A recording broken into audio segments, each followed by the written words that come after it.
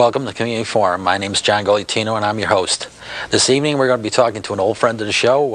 Robert Godfrey represents the 110th District in the General Assembly here in Danbury, and he's been in there, I lose track, but a number of years, and he's also been on the show a number of years, so welcome to the show once again. Old friend, old. Oh. Well, that's including myself. This is my heart. Yes, we have been at this for a while, haven't we, John? Yes, a few years. One or two. For the new people in town that don't consider us old yes, friends. we're old, but we're not friends yet. Yeah, maybe you can give us a little background on yourself as to sure. Your educational background. Yep. I know you're a Danbury resident. I was born here in Danbury in 1948. My mother's Rita Godfrey. My late father was Doug Godfrey. Some people still remember them because she was a nurse, and including in the school system. My dad ran a pet shop over in Bethel for many years. That's where I did some of my first job, cleaning up after dogs. It was very humbling career. Yeah, very interesting. I went to St. Peter's School and Immaculate High School, went away to Fordham University, got a bachelor's degree in 1970 there. Was in the Navy for a few years. I joined the Navy to see the world, and so they sent me to Rhode Island, go figure.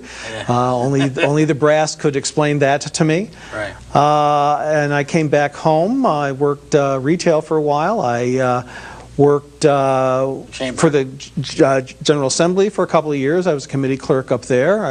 I came out of there, went to work as an executive for the Chamber of Commerce in Danbury, Greater Danbury Chamber of Commerce. I did lobbying for them. Then I went to law school, and in 1985 got a JD from the University of Connecticut, my newer alma mater. I like to think we have a law school that the basketball team can be proud of.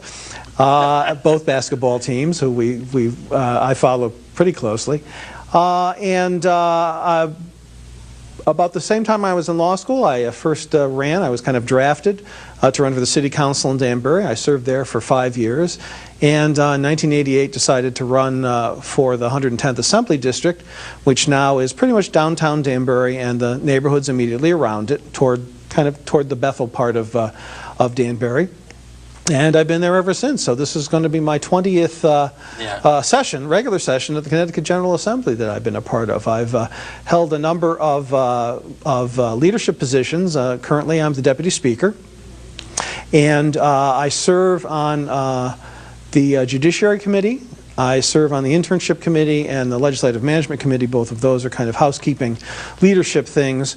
But I also run the House Democrats' Bill Review Committee, which is a caucus, solely Democratic thing.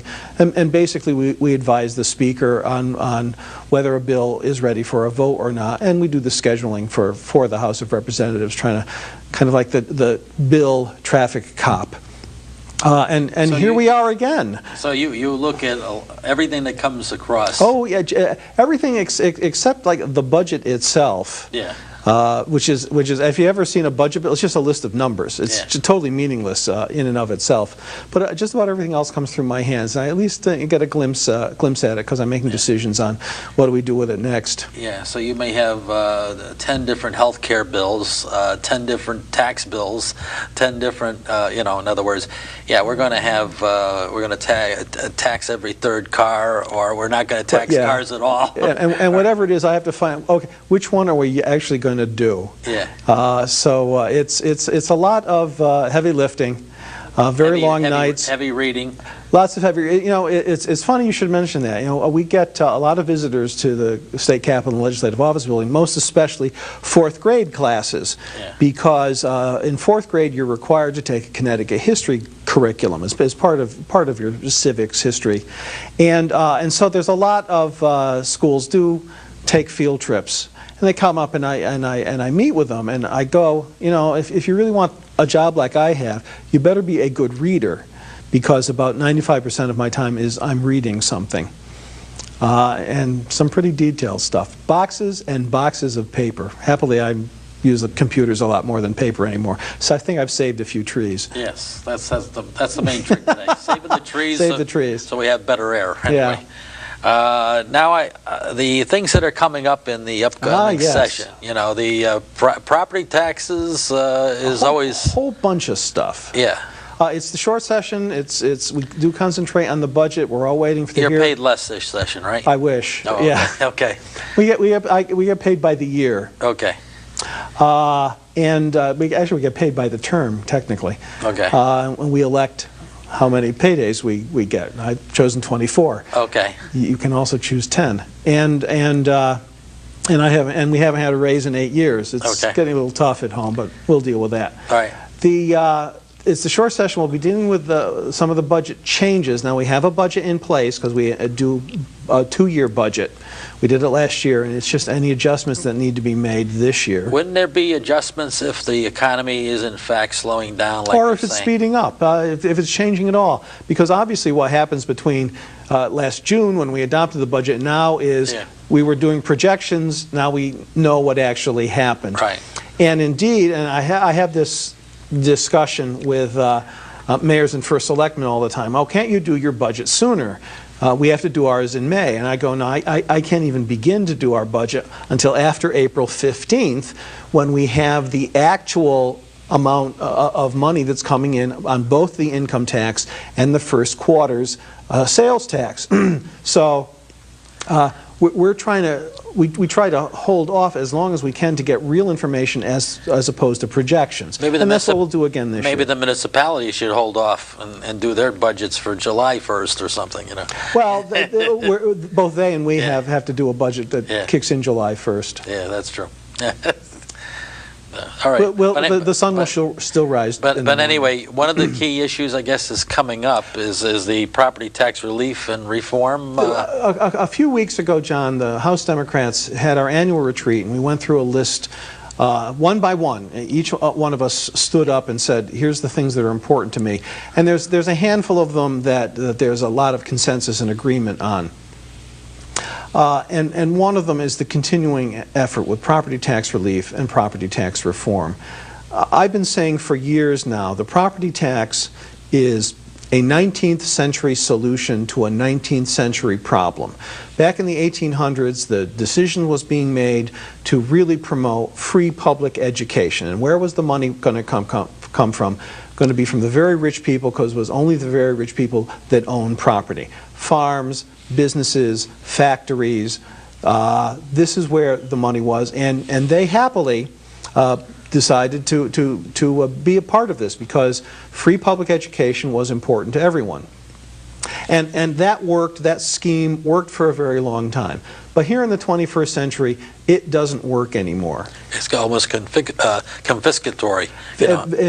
In a lot of ways, it's just archaic. It's old, and it's not effective. And there's certainly a lot of agreement, I think, about yes, it is old and it needs to be fixed. But unfortunately, there is no agreement as to how to fix it. The mayors and first selectmen who most complain about it have yet to come up with a solution. Okay, if we took that away, what would you want instead? Nothing. Silence we get from them. Do you want some other kind of taxes? And then they've come up with a couple of ideas that are attractive when you first hear it, but then when you think about it, you go, oh, wait a minute. They're saying, oh, give us more. Give us part of the sales tax that's generated in our town. Give us part of the hotel tax that's generated in our town. Well, that's good. It would be especially good for a place like Danbury when you've got not only the mall, but that the largest auto park in the world. Largest auto park in New England. Which is probably the world, generating a very large amount of money. But the problem comes that as soon as you start sharing that with towns, well then every little town is going to want a big box store, and what do we get? We get sprawl. We get more congestion on our roads. We get new patterns in where people go to live, where people go to work, how they're driving. It's the opposite of smart growth. It's stupid growth. It's more sprawl. So I think we need to do something that, yes, does some kind of revenue sharing with the sales tax, but doesn't encourage sprawl. Nobody talks about sharing the income tax, right? Well, we do that. We share everything now. We just don't earmark it for a particular case. We're bigger. We send more money to the city of Danbury than any other single taxpayer. In fact, a whole bunch of you in their top taxpayers. It's somewhere between $26 and $30 million now of state revenue that's coming to the city of Danbury, especially to the Board of Education, to help keep those property taxes down. And we increased that significantly last year, again, to try and to provide the property tax relief. So I've been talking about, well, take some of the sales tax money, but take it regionally and give it to the region. To divvy up, so that you're not promoting this kind of sprawl. You can have a mall built or expanded in Danbury and not have to build a big box store in New Fairfield and in Sherman and in New Milford and in Newtown and in Reading and in Ridgefield and still get the same benefit. We keep floating that out. We'll keep seeing how that's going to work. We've done some studies to try and determine what the revenue would be. But I still think if we take, one of the 6% and give it to regions to spend on regional initiatives, that would be a good thing. A few other things in the short term that I'm hoping we're going to see this year, though, is that if we can work together with the municipalities to create some way that they can share costs. And get the economies of scales, especially buying things together. If 6 towns are buying salt, can you get it for cheaper if you buy it together in a greater volume? If you got 7 tons instead of a ton each or a ton and a half in the city of Danbury. And we need to make the arrangements for the structure for that kind of revenue share. But it doesn't have to extend to just that. It could be utilities. Does every town actually need to have a separate electric bill? No, they can share there. Do we have to, and we can share public safety?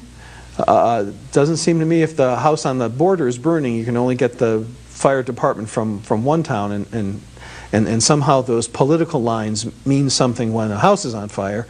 The same with police, the same to a degree with school systems. Happily, we're seeing how popular but beyond even my wildest expectation, the magnet school has been here in Western Connecticut. More of that kind of thing that spreads out the costs and then reduces it because of economies of scale. And I'm hoping we can do more of that in this 12, 13-week session that we have this year. We're going to have to do a bit more longer term. The long term, there's been discussion of shifting of costs.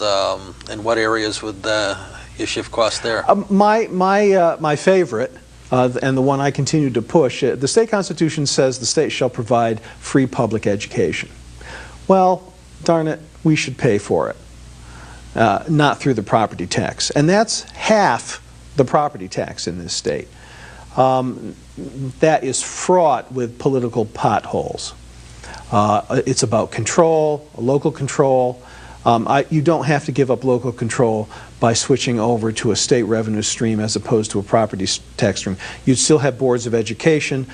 I would hope you'd also see school councils composed of not just administrators and teachers, but also parents that would be involved more in the, not day-to-day, but maybe week-to-week or month-to-month running of a particular school to get more involved. Certainly we know parental involvement is the key to a child's academic success.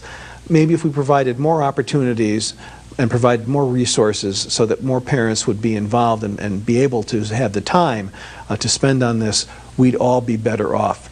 And again, there's economies of scale there that I'm sure can be found. Okay, and then another issue that you say that many are working on is increased access to health care. Oh, I mean, everybody is complaining about the high cost of health care and how that affects a sick person from being able to get. We've got really good health care out there. So it's not that we don't have good doctors, we don't have good hospitals, we don't have good clinics. It's just that people can't afford to get there. Especially the small, people, ones and twos particularly. Yeah. They really can't afford it because it's an arm and there's a premium of 20% or more. You're in the insurance business. You know these numbers much better than I do. Yeah. But when I see the current system and compare it to some of the things that are on the table, I'm going, there's ways to do better, cheaper. When I compare the healthcare system we have in this country with that in other places around the world, we're paying 5 to 10 times more in administrative costs than in Europe, than in South America, than in Greater Asia. That's money that's not going to patient care. It's not going to preventative or palliative care. It's just being spent on bureaucrats shuffling paper. Extra tests that are not needed. Tests that aren't needed, not having tests that are needed. It makes no sense. If a bunch of intelligent people sat around a table and designed a healthcare system, the one we have isn't the one that they would come up with. There's no question in my mind about that. So we need to do a lot more, and there's a couple of short-term things we can begin to do as we look at the bigger picture. Chris Donovan, who's the House Majority Leader, he's a state representative and a good friend of mine from Meriden, has been a big proponent of health care access. And this year he's been floating a plan and going around the state that would begin to allow municipalities, towns and cities, boards of educations included, to buy into the already existing state insurance coverage. Now, some of my Republican friends bemoan how good the state insurance coverage is. This is the one that I have. All right. I've got all the, it's not just catastrophic, I get eyeglasses, I've got dental, I've got prescription drugs, of $5 copay, things that you don't hear of much in the public sector, and I understand that. But you can buy into this, and it's cheaper than a lot of the healthcare insurance that's currently on the market, simply because with over 55,000 employees, when we go out to bid, when we talk to insurance companies, the carriers themselves, whether it's Anthem Blue Cross or it's any of the HMOs, we're kind of in the driver's seat. They want that very, very large contract. So allowing people to come in at our much lower per person costs, because it is such a high, the actuary people have a field day. They like the big size of this pool. And that will work because you've got all like kind involved there. You got municipalities or government type of work. Right. So that'll bring a lower cost and drop your property tax. And we did the numbers for Danbury. We did the numbers for Danbury, and we came and we talked to Mayor Boughton about them. If the city of Danbury bought into the state system instead of doing what it's currently doing, taxpayers would save $2.5 million. That's about $1 million. That's huge. In fact, as we've gone around the state, Danbury is the city with the biggest savings that could accrue to it. That's huge. So Mayor Boughton's actually bought into it. We're going to try and work with him. And I'm feeling very, very good. And this isn't a mandate. We're not forcing the municipalities to do this. Our pool is big enough so we can continue to negotiate. But boy, we can save people money. Then if we follow along that, maybe a little bit longer term, well, we have nonprofits. Nonprofits have been able to buy in for some time. That's your charitable and educational organizations. Through Nancy Wyman, right? We bring, we enable the towns to come in if they want to, and they're not going to find a cheaper, better package than the one that we have. Well, what's the next step? What about small businesses? What about small businesses? Particularly the twos are, people in that group. 2 years ago, I was doing door-to-door up on Delta Avenue. I'm talking to a guy in his 30s, an electrician. Right. And we're talking about his health care costs. Family and his business. Yeah. 15. 15,000. He was paying $15,000 a year. He had two, 3 kids, all under 12. A couple of trucks, people working for him. And if he could buy into the state system, he'd probably be paying closer to 10 or 11. Correct. He loved the idea. The big obstacle is the Connecticut Business and Industry Association, which is in the insurance business and makes a lot of money that way, doesn't want us to compete, especially since we can offer a lower price. Well, Yeah, but they have, every once in a while I just wonder why sometimes businesses are for free markets and then other times they're not, they have and they're inconsistent. They have such a load, though, on the smaller groups, of, especially up to 3. Yeah. There's a heavier load. Yeah. And those are the people I hear complain the most. Absolutely. Yeah. So that's a long haul. Maybe we can do a pilot program, try a few things, but we've done incredible things in lowering costs on the cost side.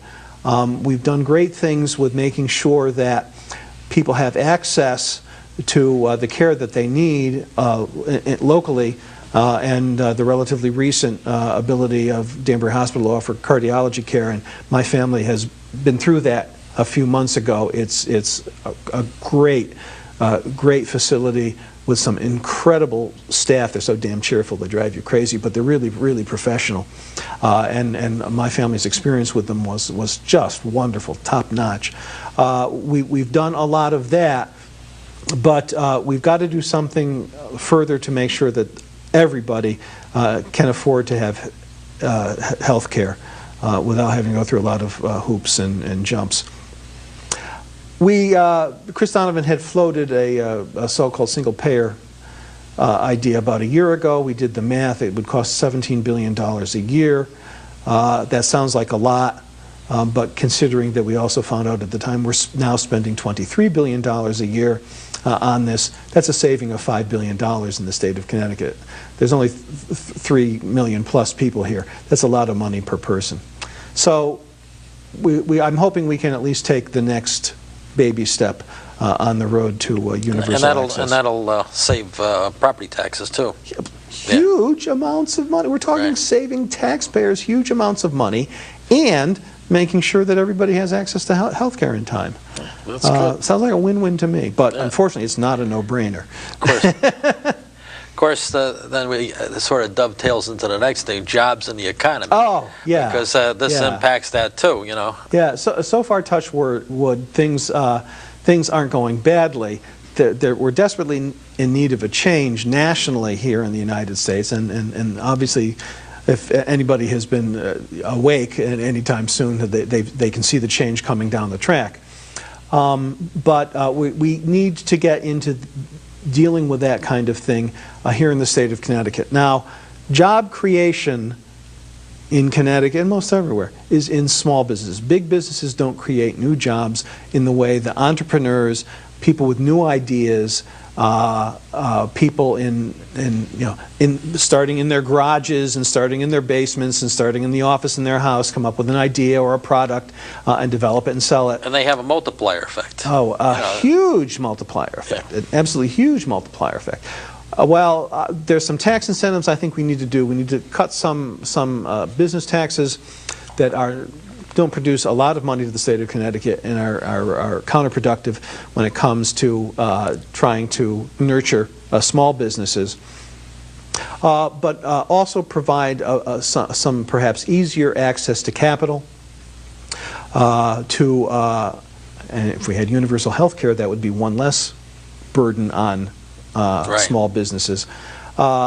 Deal with that in a very comprehensive way to begin to lighten that load, to be able to have people take their ideas, let it be about their idea, not just the fact that they happen to be here in Connecticut. We shouldn't tax machinery. We shouldn't tax mere income, because a small business, especially in the first few years, is running at a loss. They're running on credit. The means of production shouldn't be taxed. What should be taxed is the profit. You want to tax the economic profit. We want you to be successful and then participate as a dues-paying citizen. There's a normal profit and an economic profit. Absolutely. Economic profit. Yeah, that's what you want to tax. And that's a tide that lifts all boats. Right. I think we need to go down that route, and the sooner the better. Now, you're going to continue on the Hollywood East initiative? Well, there's a couple of things we've done, and this is absolutely amazing, because I looked at this, I'm going, this sounds like a little too much glitter for my taste. I'm getting old. But boy, this has worked. We did tax incentives for movie people, for movie production. And darn it, but they've come here and they're making movies. They've been making movies in Western Connecticut, New Milford, and Danbury at Western. They're talking about moving a major animation facility out of New York into Fairfield County, Connecticut, for crying out loud. Yeah.